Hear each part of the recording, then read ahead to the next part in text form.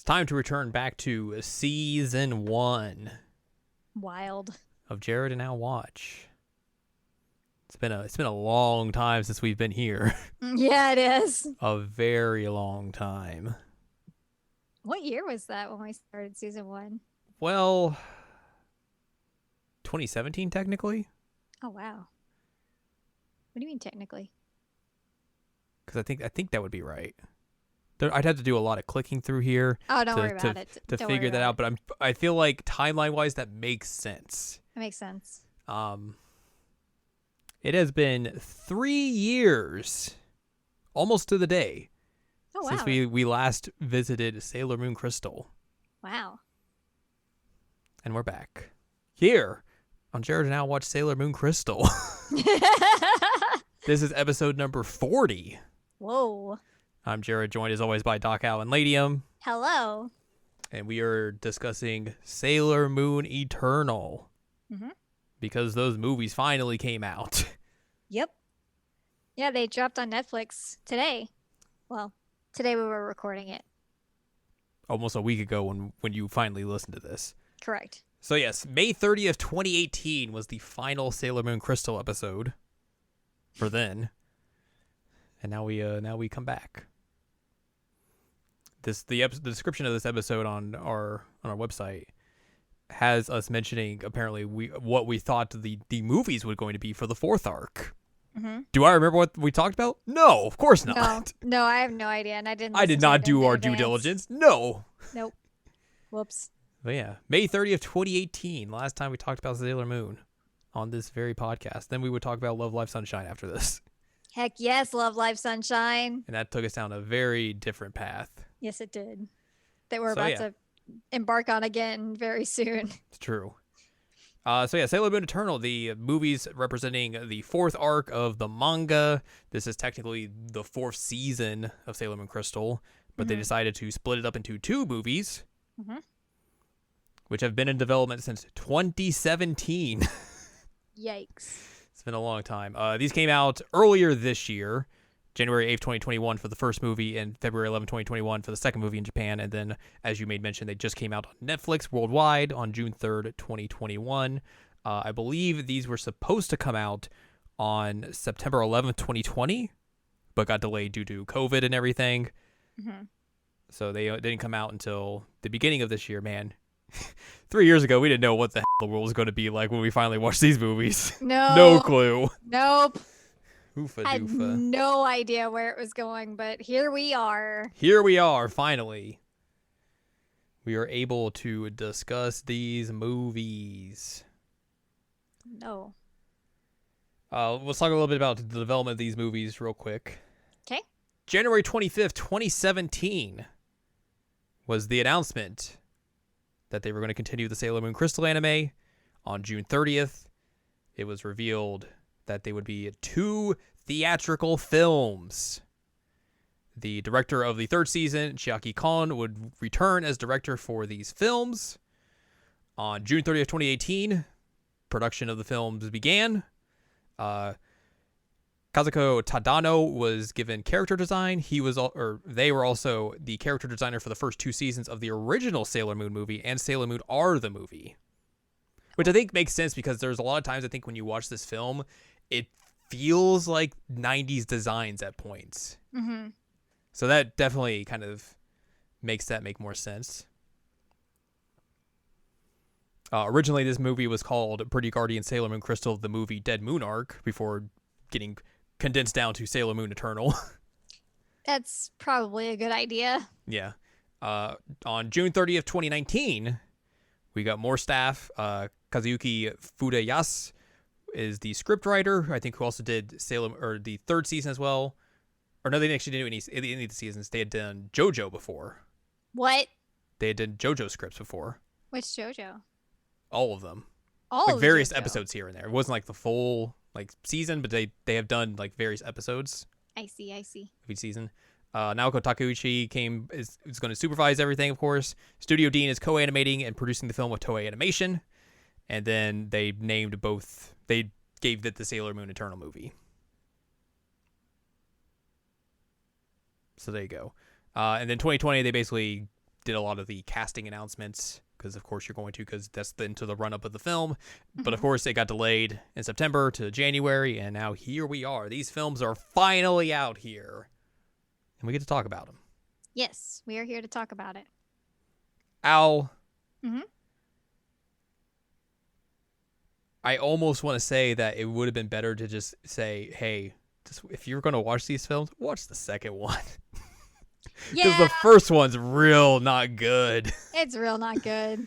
I think going into this, like, my preconceived notions is that I don't really like part 4. Yeah. I think mostly because, like, the first half of it I just think is meaningless.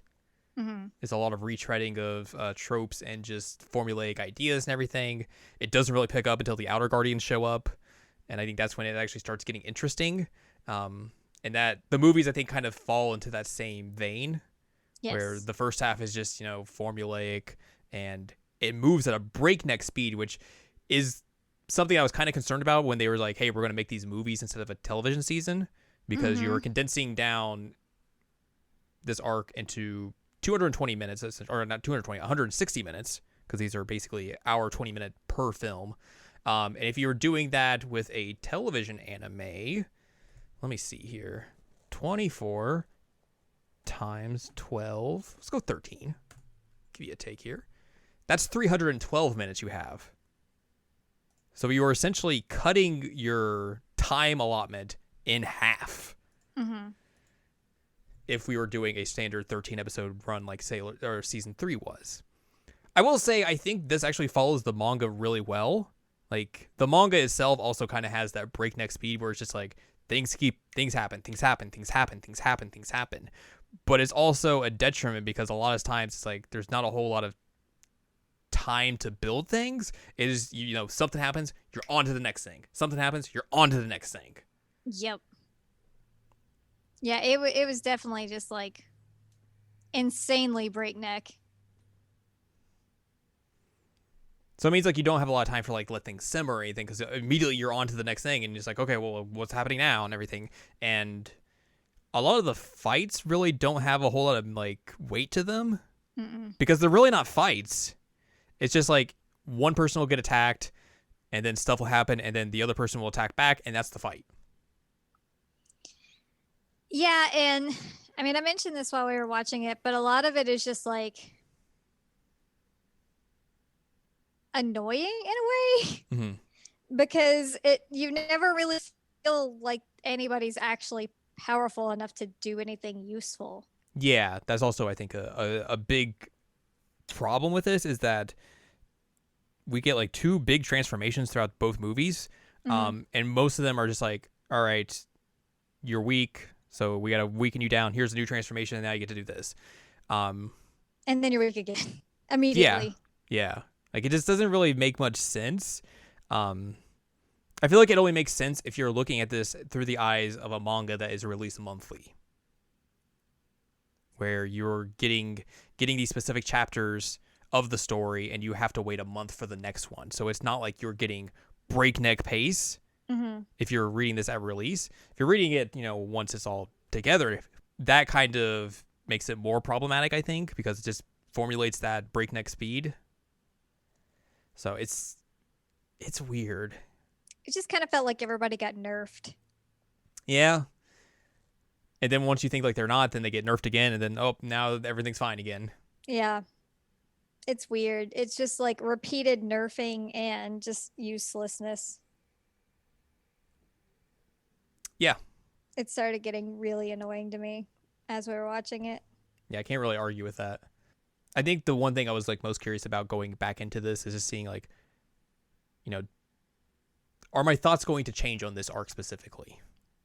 Well, did they? No. More or less, it just reaffirmed it like, man, this arc kind of just sucks. Yeah, it's kind of a wet fart. I might have talked about this, the last episode we did 3 years ago, but I am of the mindset that I think Sailor Moon really peaks with arc 3. Yeah. And then just goes downhill after that, because a lot of it is just kind of repeating the same things that you've already seen. Mm-hmm. Arc 5, I think, especially, is a lot of just repeated stories that are just being reused here and there. You mean Chibi Chibi Moon isn't Yeah. unique and interesting? Yeah. It starts to feel like you're just kind of wasting your time in terms of like, nothing really new is happening. I've kind of already gotten what I've wanted to get out of these characters by this point. Like, Yeah. a lot of this kind of just feels like, hey, we got to make more of this because this is a very popular franchise and we want to make money. Yep. So, like, I think if you stop Sailor Moon at arc 3, like, you have a very good conclusive story. Yeah. And then once you get into the 4 and 5, it just starts to, the quality, I feel like, just starts going downhill from there. Yeah. I will also say, like, I will give this the benefit of the doubt because obviously, this is a film that was delayed because of COVID, and that's going to factor into some things here and there. I did not think the animation in this movie was good, especially for a film. I thought Yeah. it looked rough. It looked bad at points. It mostly looked like a TV show that was just being mashed together. Like, it was just like this was a compilation of a television series. Like, it did not look like, oh, this is a film, so you're going to get a lot of quality, animation here. It's like, there's parts of it that just look rough. And it was surprising to me because I going into this, I was like, obviously the designs mirror a lot of what season 3 looked like. And, season 3, I mean, we have the controversial statement because we don't like the season 3 designs. Right. And everyone else seems to love them. Yeah. And I was like, they're kind of just doing the same thing here. So maybe it'll work out considering it's a movie. So they'll have more time to do animation stuff. But like, No. it didn't really seem like that. There was a lot of time put into the animation side of this. Which is unfortunate because, like, I think if you're going to make 2 films of this, maybe that's the problem. They made 2 films. Yeah. If you're going to make these movies, like, you think that you would make them, like, stand out more.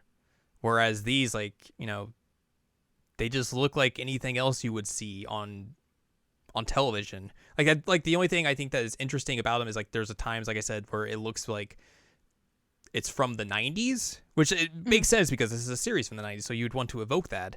But also at times it just feels like, man, there's a lot of like cut corners here and just like you wish it was better.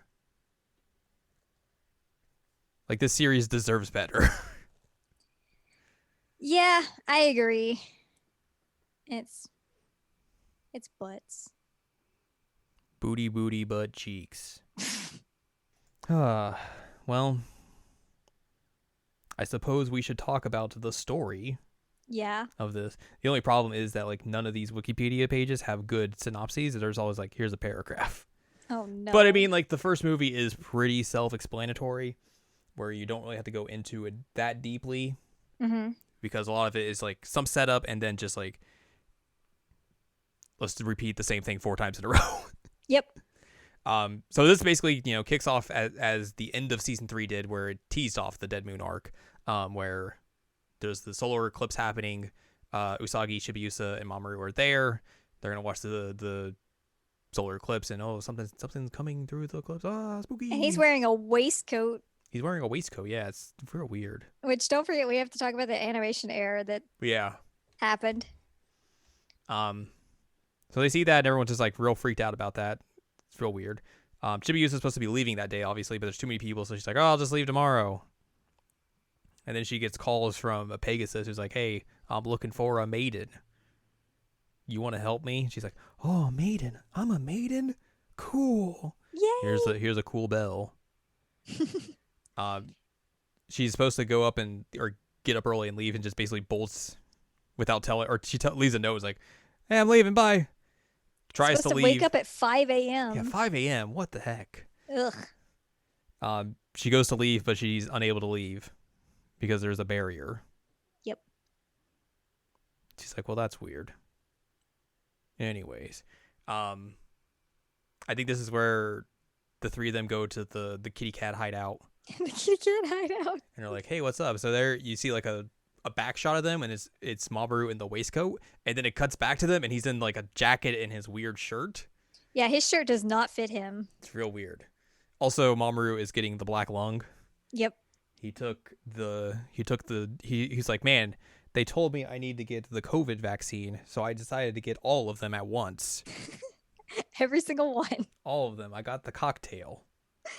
So yeah, he's coughing a lot. He's not having a good day. They go to the hospital and they're like, "There's a shadow on your lung." He's like, "Well, that's weird." Anyways, Yeah, like he falls out in the street and they're like, yeah, we should probably take you to the hospital. uh, also a tiger gets let loose in the city, so the girls go off to fight it, and they're unable to transform until they're able to transform into new Yep. transformations, and then immediately they are just beat up Immediately. until they get power from Helios, who's the Pegasus man.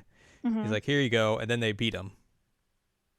I That guess we should basically. have mentioned they got kaleidoscopes at one point. Oh yeah, they get kaleidoscopes because they see kaleidoscopes and they're like, "Mom, buy us kaleidoscopes," and he's like, "All right." Then he buys them kaleidoscopes, and I think that's when he falls in the street. Yeah, and the kaleidoscope becomes a weapon here. Yeah, but basically, this is kind of like the setup for a lot of these fights is that like something happens, they get attacked, and then they're able to power through it via shenanigans, and then they beat the enemy. Like there's Yeah. never really any back and forth or really any like, oh, we got some danger here. It's like immediately when there's any sort of danger, it's immediately, circumvented. So there's no like, suspense or anything of like, oh, what's going to happen? It's just like, nah, just wait a couple seconds. You'll be fine. You don't have to worry about this. We also learn how like the Dead Moon Circus wants to basically scatter nightmares and stuff with their little fuzzy dudes that they just stole from Super Mario World. They're the Mario fuzzies. Yeah, touch fuzzy, get dizzy. It happens And a lot. get in dizzy you will. So they want to like steal people's dreams and everything, and a lot of that turns into the other Guardians where they have to like confront their dream and everything, and also they can't transform. So once they confront their dream and everything, they're able to transform into a new transformation and beat the enemy that is in front of them. Yay. And that happens basically every time, and it's the same kind of deal all 4 times. Also, it's weird because like the tiger is let loose in the city, then just kind of disappears and then becomes the human tiger later, and it's like, oh, okay, Mm-hmm. cool, I guess, because it's like a human tiger, a human fish, and then I forget what the third one is, A but bird. a bird. They personify and then have to go and Because they fight want to the be gals. human. They want to be human and run a store and be an actor or something, let's be famous. And I don't remember what the fish guy wanted. Fish stuff. He had a fish on his crotch. He did have a fish on his crotch, It's pretty cool. which I did think it was entertaining. You're like, oh man, I wonder which one of these Shota Aoi voices. I was like, it's got to be that one. And you're like, you're right. It's got to be that one. You're right. Also, prior to the other girls getting their dreams and all that sort of stuff happening, Usagi and Chibiusa are flip-flopped, Yes. where Usagi gets small and Chibiusa gets big, and they decide, hey, let's not change our clothes or anything. Also, we're just going to walk around like this the entire time. The funny thing about that is when Usagi becomes small, Stephanie Sheh just uses her Yui voice from K-On! Yep. Like, I was like, oh, I know that voice. Yeah, so the thing about that is that like Mamoru Usagi's in there and he's like, "Oh, this is kind of weird." Understandably, his girlfriend is now a child. Well, more of a child than she already is. So that was bizarre, but like the whole first movie and some of the second movie is basically just like Chibiusa is jealous of her mom and wants to be an adult, and like there's a moment where Usagi is like lamenting the fact that she has to do adultish things, but the entire like Chibiusa thing throughout most of this, besides having creepy crushes on people she should not have crushes on, like her dad, is just like feeling inadequate compared to her mom. Right. And like I get it, but also like I felt like I was kind of getting like bopped over the head with it repeatedly. I just found a chip. I legit just felt like I was getting bopped repeatedly. Like, I don't don't feel good enough compared to my mom. It's like, I feel like cool. the only way you can do that and make it like actually meaningful is if you make Chibiusa the prominent figure who defeats the big bad here. Yeah, But they don't. they don't. Like And I think that's the only way you can make this really work. Like it's the whole I think problem where like okay, I'm gonna get into a tangent here that you're gonna be annoyed by. Dragon Ball Z. oh no. I'll use phrasing for you to understand because that's how we do things here. The end of the Cell Saga sees Gohan defeat Cell at the end of, or Academic Goku for you Thank you. when he's a child. And then basically after that, you're kind of thinking, okay, this series is setting up Gohan to be the next protagonist. He's here to replace Goku. And then the next arc happens, and it's like, oh, we got to bring Goku back to defeat the big bad because he's the only one who can do it. Like, I feel like here, if you really want to, like, make this whole arc about, you know, Chibiusa feeling inferior to Usagi and everything, and, like, wanting to, you know, really grow up to be like her, give her the ball and let her run with it. Yeah, and I mean, even spoiler alert, at one point, Helios is like, I'm looking for this person who is like under the protection of the moon. And it turns out to be. And it's like, you know, what would have really worked out better is if they had actually just made it Chibiusa. Mm-hmm. But they didn't, so. And I mean, like, it's not their fault. They can't change the story. Yeah. But it's just annoying. And also, like, it just weirds me out that she has a crush on her dad. Yeah. It really weirds me out. Like this girl gets really inappropriate crushes. It has never not been weird. It's never not been weird, but it continues to be weird, and now I have 2 movies of it. Also, I'm just realizing, like, this movie is just basically a full-on K-On! Reunion. Yeah. There's Yui, Mio, Ritsu, Azusa, and Ui are all in this movie. Oh my god. It's a lot. Yeah. But yes, I agree with you on what you're saying there. It's disappointing, I think. But again, like you said, like, what are they gonna do? Change the story? You can't do that.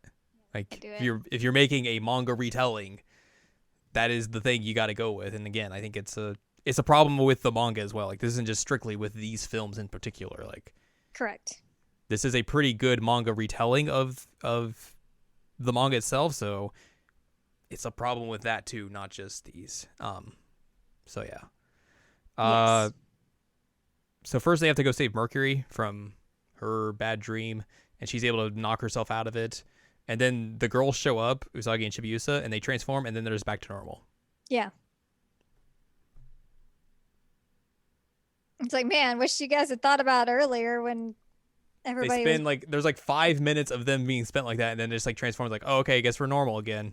Yeah. Whatever. It's enough that like Helios like sees Chibiusa in her like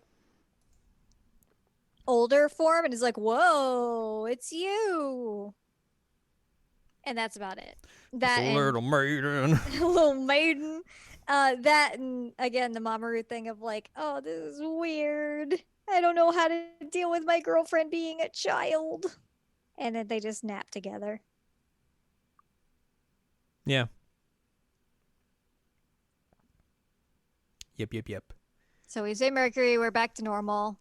Back in our bodies. And then they got to save Mars in a fun house because they go to the circus. They're like, let's go to the circus. Yay.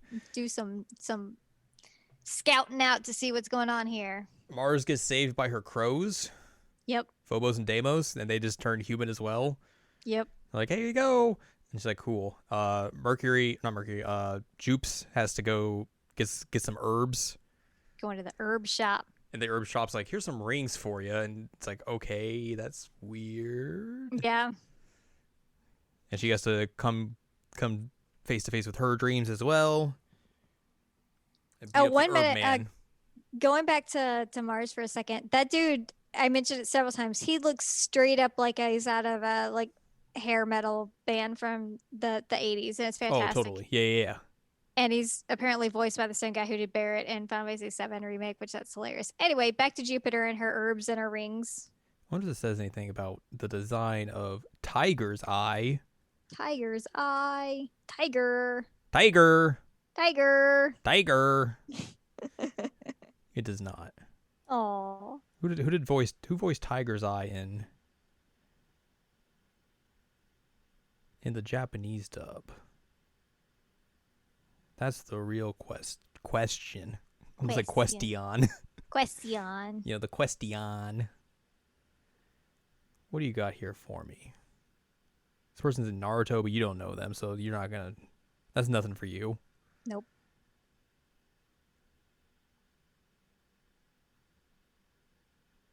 Whole lot of work in 2018. They were like, man, I want to be busy. And then 2019, they're like, okay, let's slow it down a little bit.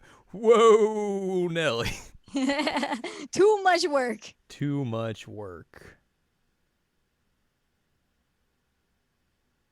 They were apparently in Yakuza Kiwami. Oh. And Kiwami 2. I think they're they're Takashi, which is at the florist's dumb kid. Oh, that's him. I think that's him. That makes the most sense, unless it's someone else. But they're both in both 1 and 2, so I feel like that would make sense. That makes sense. So there you go. Not exactly a good comparison there, but regardless. So yeah, Jupes beats up the herb shop owner, and he's like, "Here, have a dream too." Blah. And then Venus is like, "I can't transform. I haven't told anyone about this. I'm gonna go to this idol competition." That turns out to be a weird idol competition where you have to save kids in the jungle. I'm also gonna yell at my other girls because they keep mentioning the outer gals, and it's making me mad. Look, you wouldn't have to mention them if they weren't the coolest characters in this entire show. I mean, she just got very defensive. She did, and she runs away. She's like, "Oh God, I'm so dumb. I'm gonna do this idol thing." I guess this part's more interesting because like it does take her a while to like get her transformation going, and then Artemis shows up and tries to save her and transforms himself and has a very weird outfit. Very weird outfit with his belly button just showing. We gotta check. I got the manga here. Is the outfit the same? That's what I'm gonna look for. Because that outfit is wild.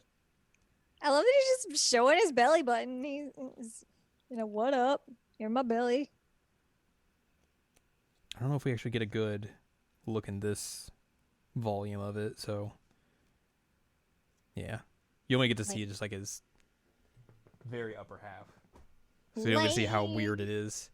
So yeah, he saves her, and then they're like, yay, because the other 3 show up as well. But then immediately they just get trapped.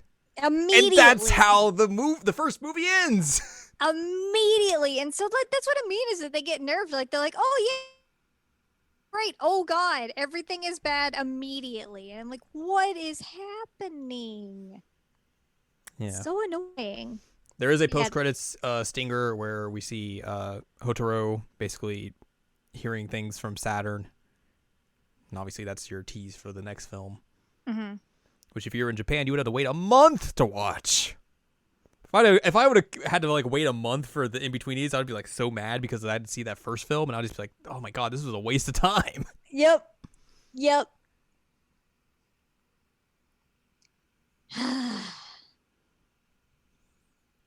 However, we get the second film. Yes. Which begins with the mom trio. Yep. Of Haruka, Michiru, and Setsuna, along with Tiny Hotaro. So like that, this is the part I think where part 4 picks up because they return and you're like, oh right, these are literally the coolest characters in this series now. I want to see what they're up to. And a lot of it's just like them just, living life, doing their own thing, raising Hotaro. Also being concerned that something messed up is happening. But it's being, the coolest characters in this series.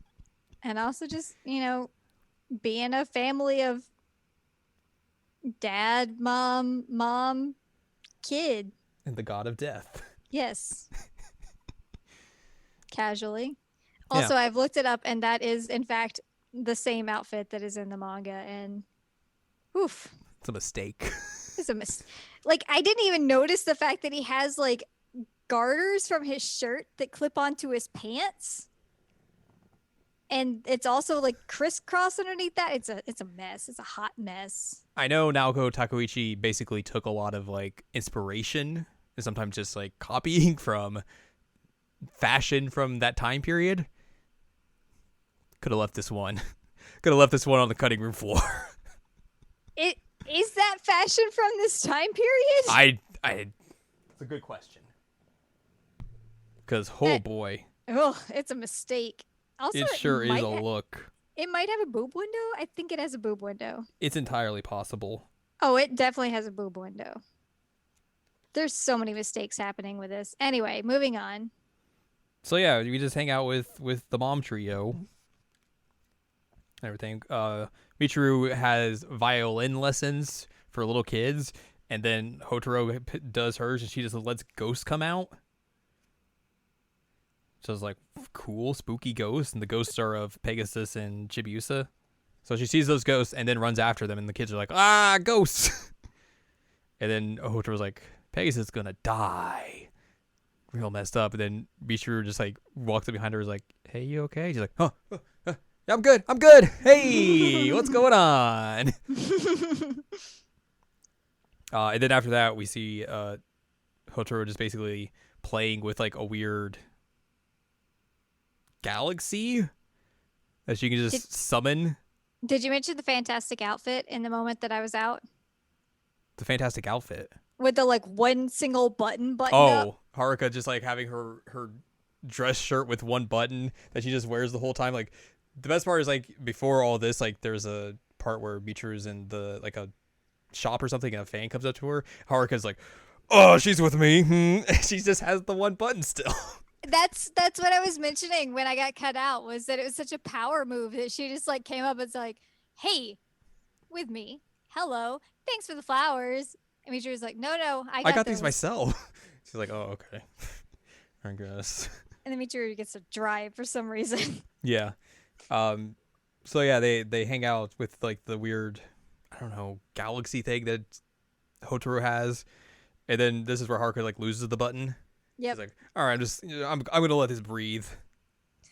Here are my boobs. Everyone gets to see him. Mm-hmm. And that's where it's like, "Oh, look at the moon, the Earth. It's all dark now. Moon's real weird. That's messed up. Anyways, guess just time for bed." Woo! Hotaro gets ready for bed, and then actual Saturn shows up and is like, "Hey, I'm asleep inside you. Things are real messed up right now. You gotta awaken. We gotta get you back in fighting form." And little Hotaro's like, "All right, I guess right. I'm just gonna read some literature in the bath." As you do. I wonder if in the manga it shows.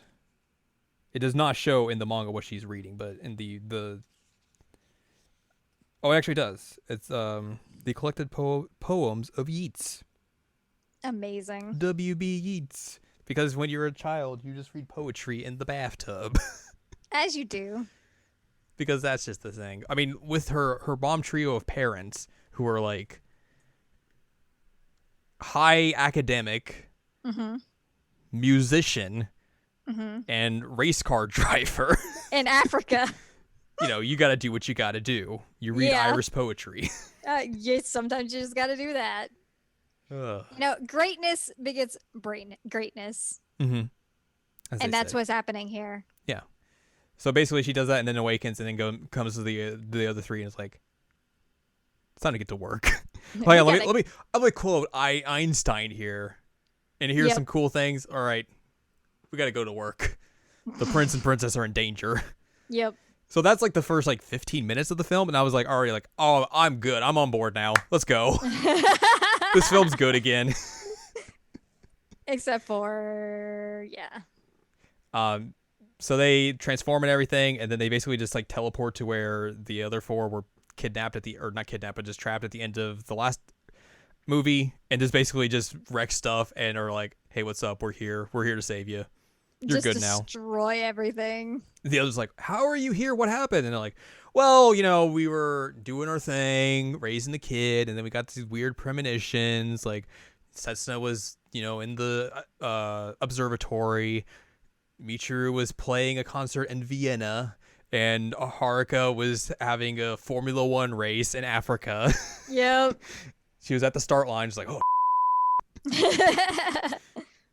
I got a race. Man, this is going to be the weird F1 nerd in me, but Okay. I would love to see, like, someone fantasy write a story of Haruka as a Formula One driver in the early 90s. Because there's a lot of weird characters from Formula One in the early 90s that I think she would mesh well against. Once again, whenever I hear the word race, my brain just goes to the racing song from Home Movies, and literally every time I hear that word, that's where my brain goes. You introduced me to that song when we were taxi driving in Yakuza 5. I did. And I'll race. So now I know. It's great. It. Yay. So there's that. So basically they show up, they kick some butt, save the girls, and are like, everyone's like, why are you here? Like, okay, we blah blah blah, like as you explained. Also, the prince and princess are in danger, and the other girl's like, what? And it's like, They're in how do you not know danger. this? You should be the first people who know this. Yep. It's like, what are you doing? So they have to fight. They fight more of the Amazon quintet. Basically, just like fly them off and everything. Not fly them off, but just like fight them off and Fly them. maybe just yeet them away. Oh man. As you do. Mhm. And then basically just regroup and are like, okay, we need to chit chat about stuff and What's going on with the prince and princess? figure out what's going on here. Which is what they come together to do. There's also a point, I think, in the first movie where Mamoru is like, Usagi, you gotta get away from me. You don't want my illness. Except he doesn't tell her about the illness, which it is not a Sailor Moon Crystal episode of Jared and Now Watch if we do not mention that communication is the key Yes. to Please healthy communicate. relationships. Yes. Which you would think, this point in the story, these They would two be would better than know. this. Yep. But eventually, like, he Tasmanian devil coughs in front of them and just, like, spews blood everywhere. And then he's like, oh, by the way, I got this curse on me. So she knows about that now, but also now she's afflicted with the coughing curse. She has got the COVID. Double cough made me lose my mind. 'Cause And then- Kudos to Robbie Damon for deciding that the way to immediately cough was to go like he's the Tasmanian devil. I was laughing so hard it made Loki mad.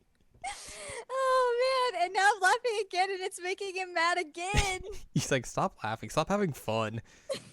No fun allowed. This is the no fun zone. It really was a Tasmanian devil cough though. It's really dumb. And then I was saying something about like putting hydrogen peroxide on. You're like, oh god, that's gonna hurt. It was like, no, on the fabric. I where thought you meant, blood like, everywhere. On his wounds or something. Like, oh, just pour some hydrogen peroxide on. I was like, no, that's gonna burn. He doesn't have any outside wounds. You have to pour it in his I lungs, don't and that look. would That's kill immediately you. what I thought because I was thinking blood, hydrogen peroxide, and I was like, oh no, that's gonna hurt. That's gonna really hurt.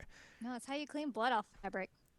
I think once everyone gets together, that calls forth Usagi, Chibiusa, and Mamoru to come find them, essentially. Mhm. And like they're just like hacking up a lung as they get there. Yay. And then eventually they show up and are like, hey, what's going on? What's up? Also, I think at this point, or at some point once they reunite, Chibiusa and Saturn run off to confront the Amazon quintet and then get sucked up into shards of glass. Which also, I think by this point, we learn about the main villains of this arc, which are Zirconia, who's just a weird Dragon Ball looking lady. The design Yeah. is very Toriyama-esque, and it's very it weirds me out. Yeah, I don't like it. And then Queen Nahelenia. I will say that the lady who voices Zirconia, Mm-hmm. you might also know this, but or have caught up on this, but like the way she voiced that character just seemed very familiar. Mm-hmm. And I was like, who is this lady? Because I've probably heard her and stuff. She was the voice of Rita Repulsa in the Mighty Morphin Power Rangers. Oh my So I god. was like, oh yeah, okay, that's definitely the voice. She's also Enya and JoJo, so that's see, that also makes sense. also one. She voices the old ladies. Makes sense. So I was like, okay, that makes a ton of sense. But yeah, the kiddos get sucked up into glass shards and are taken away into the mirror world where the queen lives. She's like, I live in a mirror. I'm the girl in the mirror that Kasumi sings about. That's a good song. I'm also the stand ability. Yeah, I did make an enemy stand joke at one point. So the rest of them have to like figure out, okay, what's going on? What do we do? Because the rest of the city and everything is like just desolate and dark and everything. Kamurocho. Yeah, everyone's just beating each other up. So yeah, it's Kamurocho. There's trash everywhere and booze everywhere. It's a mistake. Usagi and Mamoru get sick again, and then they just start losing energy and just morph into child versions of themselves. So Helios shows up and is like, I'm going to take these two and peace out. Yep. And he takes them to wherever he lives. I don't know if any of these places have where he is from. I thought it was Elysian. Elysian. I knew it was an E word. I could not remember what it was. That was my problem. Which they say it Elysian and other different ways, but again, I will put that down as a COVID thing because I'm assuming a lot of this was remote voice acting, yep, and that's probably going to be a little bit of a pain to get everyone on the same page in terms of pronunciation. I agree. But yes, that was a thing. Oh, there's also the kid version dream of them of like, hey, how do you like your eggs? I want an omelet. Too bad you're having French toast. I did your homework. I did your math homework, and I put all your books in your bag. I just want to walk to school with you. Yay, yay, yay. My dream is to marry you. And then Usagi wakes up and is like, dang it. It was a dream. Helios shows them Elysian, which is, I guess it's in the internal parts of the earth. Apparently. And there's a shrine there where he basically resides, and there's two priestesses who are there. And this is also basically where Mamoru is from, because he's, Prince Endymion and everything. Mm-hmm. But it's all in ruin because the queen is like sucking all the powers out of it.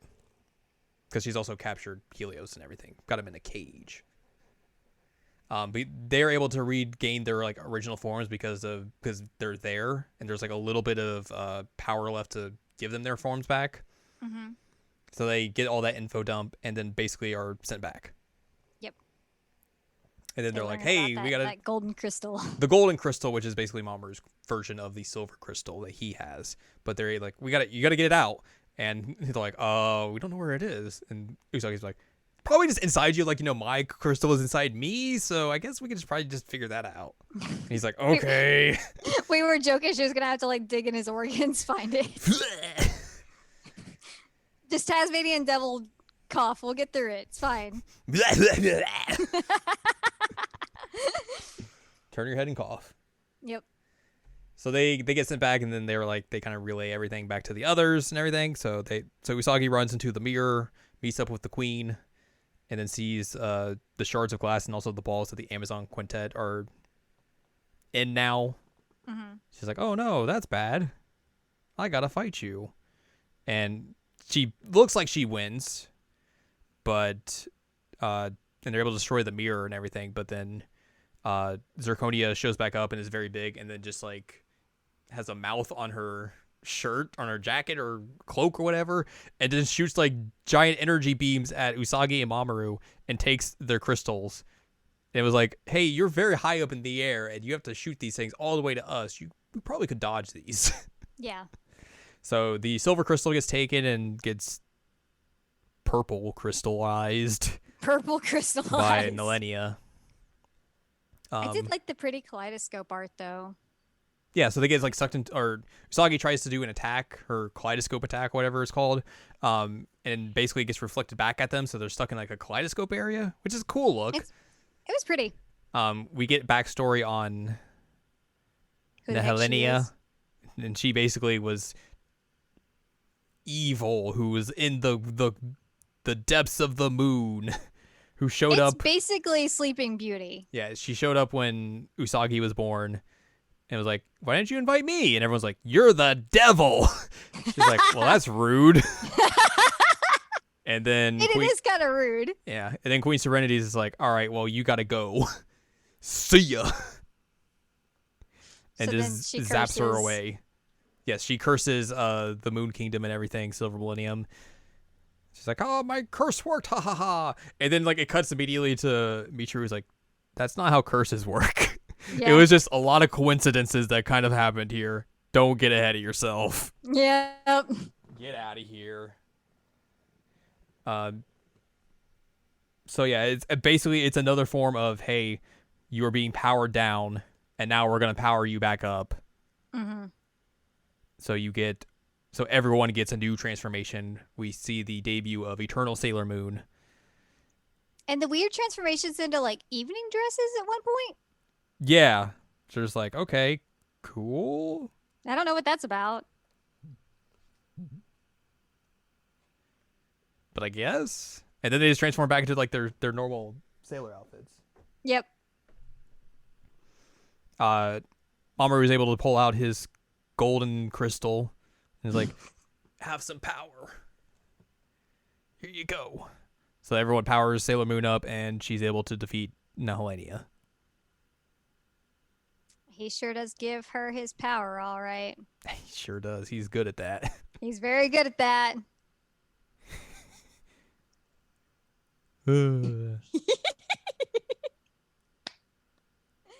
Oh man, I kept having to correct them about the chastity chalice It's every time true. they would talk about it. I was like, "Oh no, that's a chastity chalice. Come on, get the name right."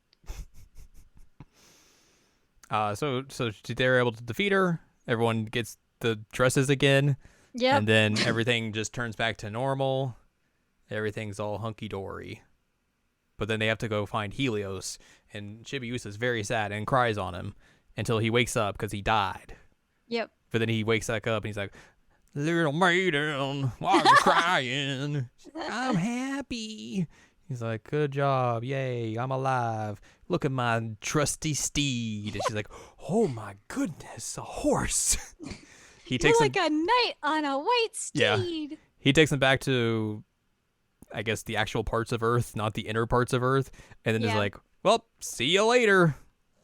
But also, I think Usagi has him reform the Amazon Quintet, and then they become outer Sailor Guardians, I guess, Mm-hmm. and are basically going to be the Guardians for Chibiusa later. Which I did not realize that was the case. I didn't remember that, but yeah, I knew that was the case. I just did not know if it was this arc or the next arc. I did not remember it at all. Also, like Helios at one point, it's like, Chibiusa is the one I was looking for. I can't wait for you to grow up. And I'm like, oh.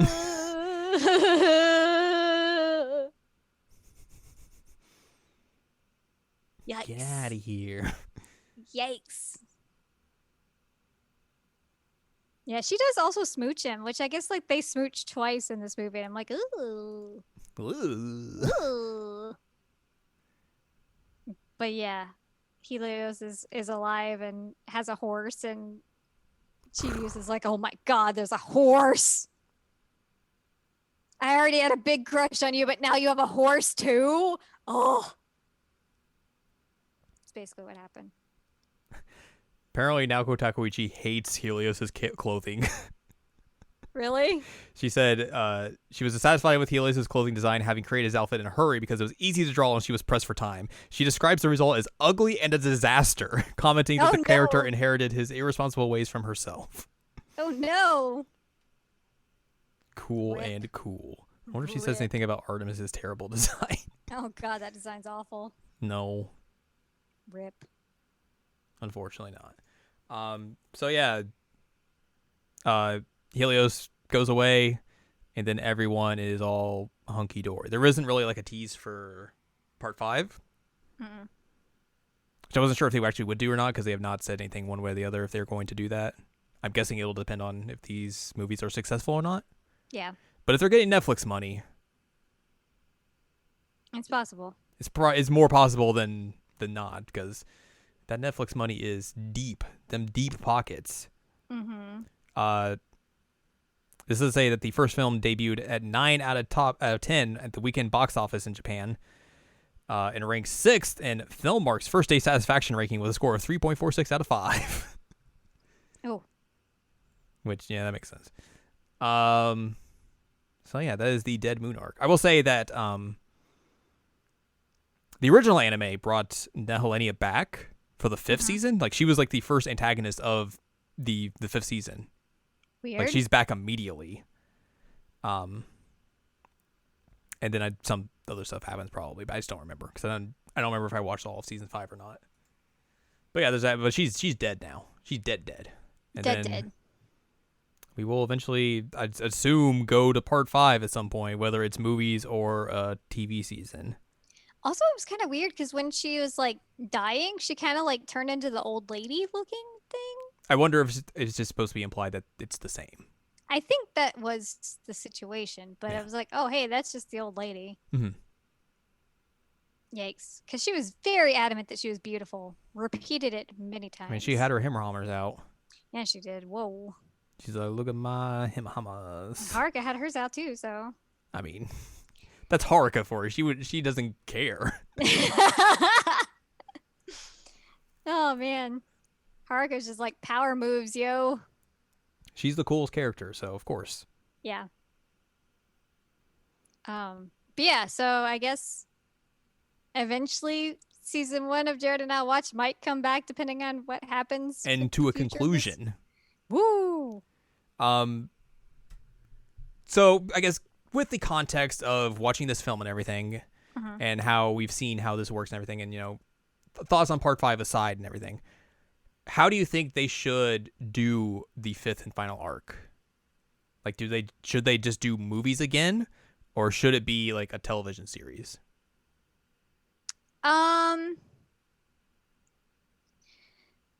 Okay, so I'm gonna be real with you. Mm-hmm. The most that I remember about part 5 is that it was the musical that I went and saw in theaters. Right? Yeah. Like the musical Sailor Moon that I went and saw was based on part 5. And like the musical part of it was pretty freaking cool. Mm-hmm. But overall the arc is pretty weak. Mm-hmm. And I think that you could probably keep it like film length because I mean the musical was like a theater play, so I mean it was 2 hours-ish. Yeah, 2 hours-ish. And they got like the major beats out of the way and it was fine.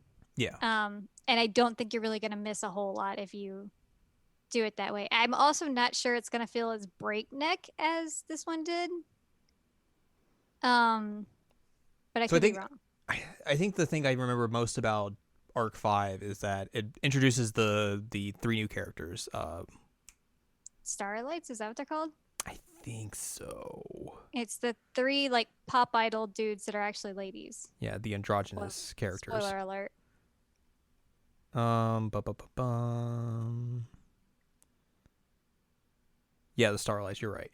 Yeah, I so remember those are something. there, and then basically immediately they just have Mercury, Mars, Jupes, and Venus just GTFO and get the heck out of here.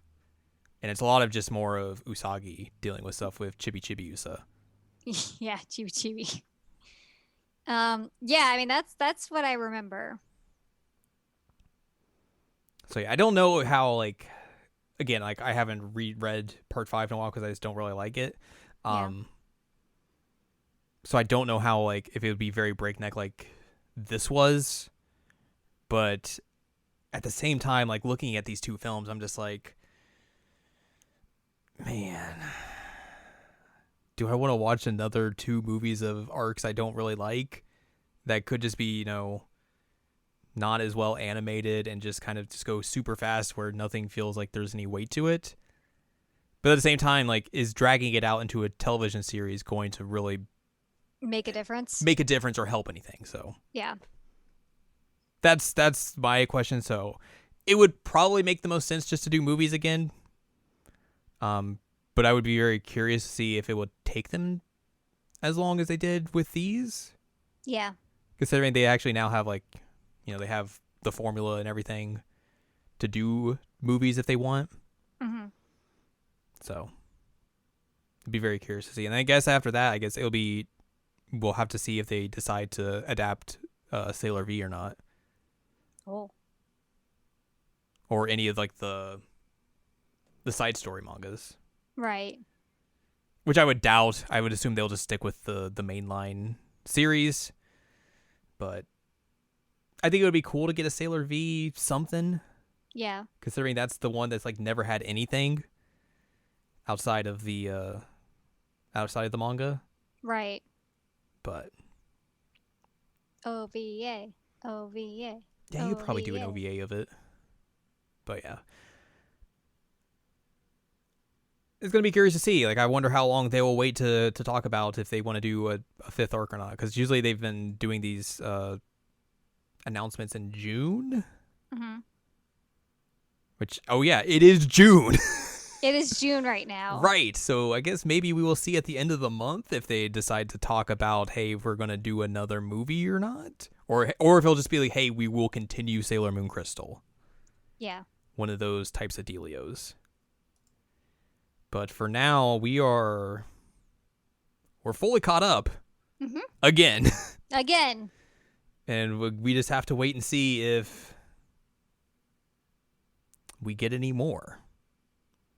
I would assume so. Like, I don't think this is going to be the end, but again, you never know with how anime stuff is anymore. So there you go. That is Sailor Moon Eternal, the movie. Al, do you have any final thoughts you want to give to the people, or are you just like, I'm done? I'm mostly done, yeah. Okay. I can't think of anything. So yeah. Brain full of Tasmanian devil cough. That's it. So that's going to wrap up this episode. We will, we'll reconvene at some point. It might be another couple of years, given how these things tend to be. So who knows? It's a big old question mark of all things. But yeah, that's going to wrap up this episode. If you would like more from us, head on over to seasonalanimecheckup.com or sac.cool, where you can find past episodes of this podcast and other podcasts like Seasonal Anime Checkup OVA. You can also find columns and reviews on the site as well. If you would like more from Anladium, go to anladium.com. She's got columns and reviews. You can follow us on Twitter, twitter.com/animecheckup, and you can buy our books, One Shining Moment, A Critical Analysis of Love, Life, Sunshine, and Hot Tubs and Pac-Man on Amazon.com. Mm-hmm.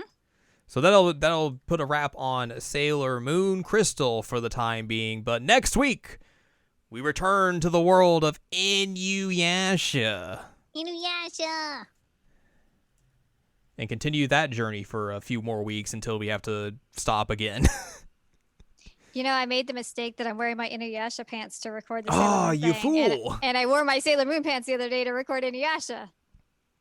You goofed on both counts there. I did.